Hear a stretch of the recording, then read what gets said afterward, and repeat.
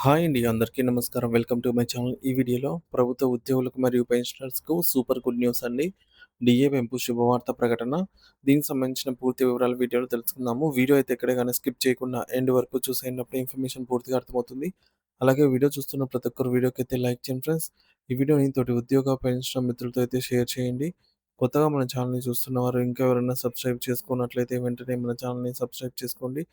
So, దీని ద్వారా నేను చేసే లేటెస్ట్ వీడియోస్ అన్నీ మీ వరకు రీచ్ అవుతాయి. ఇక ఆలస్యం చేయకుండా వివరాల్లోకైతే వెళ్ళిపోదాము.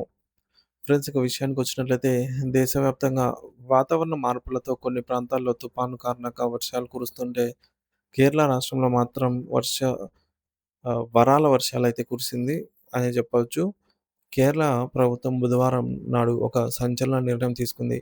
సామాజిక పెన్షన్లతో పాటుగా అంగన్వాడీ, ఆశా వర్కర్ల వేతనాలు, ప్రభుత్వ ఉద్యోగుల డీఎన్ఎస్ అలవెన్స్ పెంపు మరియు మహిళలు, యువతకు నెలకు రూ. 1000 ఆర్థిక సాయం ప్రకటించింది. సో, ఈ వార్తతో ఒక్కసారిగా అందరూ కూడా ఆశ్చర్యపడారు.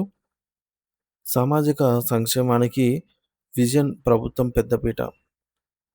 ముఖ్యమంత్రి పినరాయి విజయన్ అధ్యక్షతన జరిగిన మంత్రివర్గ సమావేశంలో ఈ కీలక నిర్ణయాలు తీసుకున్నారు. రాష్ట్రంలో సామాజిక సంక్షేమాన్ని పెంపొందించడం, ప్రజల జీవన ప్రమాణాలను మెరుగుపరచడమే లక్ష్యంగా ఈ పథకాలను ప్రకటించినట్టుగా ప్రభుత్వం తెలిపింది. సమావేశం అనంతరం మీడియాకు వెల్లడించిన వివరాలు ఈ విధంగా ఇవ్వబడ్డాయి. మొదటిది సామాజిక పెన్షన్ల పెంపు. కేంద్ర ప్రభుత్వం సామాజిక పెన్షన్లు అంటే వృద్ధాప్య, వితంతు, వికలాంగ పెన్షన్లు మొదలైనవి నెలకు 1600 నుంచి 2000కు పెంచింది. ఇది పెన్షన్ లబ్ధిదారులకు ఎంతో ఊరట కలిగించే విషయము. ఈ పెంపు కోసం ప్రభుత్వం ఏకంగా 13,000 కోట్లను కేటాయించింది. ఇది నిజంగా ఒక భారీ కేటాయింపు. ప్రజల పట్ల ప్రభుత్వ నిబద్ధతను తెలియజేస్తుంది.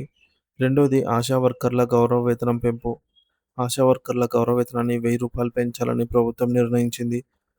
ప్రజల ఆరోగ్య సంరక్షణలో ఈ మేరకు ఫ్రంట్ లైన్ యోధులుగా పనిచేస్తున్న ఆశా వర్కర్ల సేవలకు ఇది తగిన గుర్తింపు. గతంలో కూడా వీరికి వేతనాలు పెంచిన కేరళ ప్రభుత్వం మరోసారి వీరి శ్రమను గుర్తించి ఈ నిర్ణయాలు తీసుకోవడం అభినందనీయం.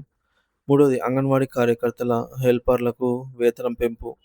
అంగన్వాడీ కార్యకర్తలు మరియు హెల్పర్ల గౌరవ వేతనాలను కూడా పెంచుతూ ప్రభుత్వం నిర్ణయం తీసుకుంది. బాలల సంరక్షణ, పోషకాహార మరియు ప్రాథమిక విద్యలో కీలక పాత్ర పోషించే వీరి సేవలు ఎనలేనివి. వీరి వేతనాలు పెంపుతో అంగన్వాడీ వ్యవస్థ మరింత బలోపేతం అవుతుందని అయితే ప్రభుత్వం భావిస్తోంది. నాలుగోది ప్రభుత్వ ఉద్యోగులకు డిఆర్ఎస్ అలవెన్స్ పెంపు. రాష్ట్ర ప్రభుత్వ ఉద్యోగుల కోసం డిఆర్ఎస్ అలవెన్స్ డిఏను పెంచుతూ ముఖ్యమంత్రి విజయన్ ప్రభుత్వం నిర్ణయం తీసుకుంది. ఇది ఉద్యోగుల దీర్ఘకాల డిమాండ్లలో ఒకటి. డిఏ పెంపుతో ఉద్యోగుల కొనుగోలు శక్తి పెరుగుతుంది. ఇది ఆర్థిక వ్యవస్థను కూడా మేలు చేస్తుంది. ఐదోది మహిళలు మరియు యువతకు నెలకు రూ. 1000 ఆర్థిక చేయూత. మహిళలు మరియు యువత సాధికారతను ప్రోత్సహించే లక్ష్యంతో నెలకు రూ. 1000 ఆర్థిక సాయం అందించే పథకాన్ని కూడా కేరళ ప్రభుత్వం ప్రకటించింది.